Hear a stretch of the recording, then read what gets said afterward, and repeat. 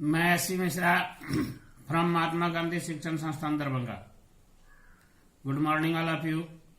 वर्ग दशम, विषय हिंदी, पाठ्य पुस्तक क्षितिज, पाठ संख्या 12, पाठ लखनवी अंदाज, लेखक यशपाल, भाग 4। नवाब साहब ने फिर एक पल खिड़की से बाहर देखकर गौर किया और दृढ़ निश्चय से खीरों के नीचे रखा तौलिया झाड़कर सामने बिछा लिया। पल का अर्थ क्षण, कालांश। सीट के नीचे से लोटा उठाकर दोनों खीरों को खिड़की के से बाहर धोया और तौलिए से पोंछ लिया। जेब से चाकू निकाला, दोनों खीरों के सिर काटे और उन्हें गोद कर झाग निकाला। फिर खीरों को बहुत एहतियात से छीलकर फांकों को करीने से तौलिए पर सजाते गए। एहतियात का अर्थ सावधानी, करीने का अर्थ ढंग। लेखक महोदय कहते हैं कि नवाब साहब खीरे को निकालकर लोटा से जल लेकर उसे धोए खिड़की के बाहर और धोकर उसे सावधानी के साथ छीलते हुए और ढंग से तौलिए पर उसको फिर सजाते गए। छीलने के क्रम में खीरा के सर को काटे और फिर उसके सर को गोद कर उससे झाग निकाला गया। यह खीरे को गोदना एक अच्छी प्रक्रिया है जिसके तहत खीरा में होने वाले तीतापन को निकाला जाता है और उस पर नमक भी देकर झाग निकालने की प्रक्रिया की जाती है। नमक देने से झाग यथाशीघ्र यथासंभव अधिक से अधिक निकलता है और इसका उदाहरण कभी कभी दुष्ट व्यक्ति के लिए भी प्रयोग किया जाता है कि जिस प्रकार खीरे के तीतापन को दूर करने के लिए उसका सर काट करके उस पर नमक देकर उसे गोद कर उसे झाग निकाला जाता है, उसी प्रकार दुष्ट व्यक्तियों के साथ भी वैसा ही व्यवहार किया जाए। जो अपनी दुष्टता से बाज आए, परहेज आए, दूसरों के साथ फिर उसकी पुनरावृत्ति न करे। लखनऊ स्टेशन पर खीरा बेचने वाले खीरे के इस्तेमाल का तरीका जानते हैं। ग्राहक के लिए जीरा मिला नमक और पिसी हुई लाल मिर्च की पुड़िया भी हाजिर कर देते हैं। हाजिर का अर्थ उपस्थित। वैसे सभी जगह कुछ न कुछ चीज के लिए विशेष होता है। लखनऊ खीरा के लिए विशेष है तो इलाहाबाद अमरूद के लिए विशेष है। हमारा दरभंगा पान माछ मखान के लिए विशेष है।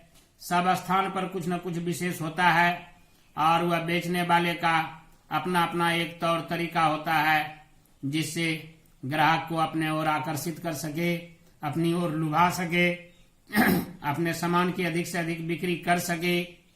यह सब विक्रेता के कला पर निर्भर करता है। नवाब साहब ने बहुत करीने से खीरे की फांकों पर जीरा मिला नमक और लाल मिर्च की सुर्खी बुरक दी। सुर्खी का अर्थ पाउडर, बुरकना का अर्थ छिड़कना। उनकी प्रत्येक भाव भंगिमा और जबड़ों के स्फुरन से स्पष्ट था कि उस प्रक्रिया में उनका मुख खीरे के रसास्वादन की कल्पना से प्लावित हो रहा था। लेखक महोदय कहते हैं कि जितनी प्रक्रिया उन्होंने खीरे के साथ किया वह सब प्रक्रिया से यह जगजाहिर हो रहा था, यह साबित हो रहा था, यह ज्ञात हो रहा था कि वह खीरे को देख करके उनका जबड़ा, उनका मन रसास्वादन करने के लिए जीभ में पानी आ रहा था। हम कनखियों से देखकर सोच रहे थे मियां रईस बनते हैं, लेकिन लोगों की नजरों से बच सकने के ख्याल में अपनी असलियत पर उतर आए हैं। असलियत का अर्थ वास्तविक और कनखियों का अर्थ नजर बचाकर देखना।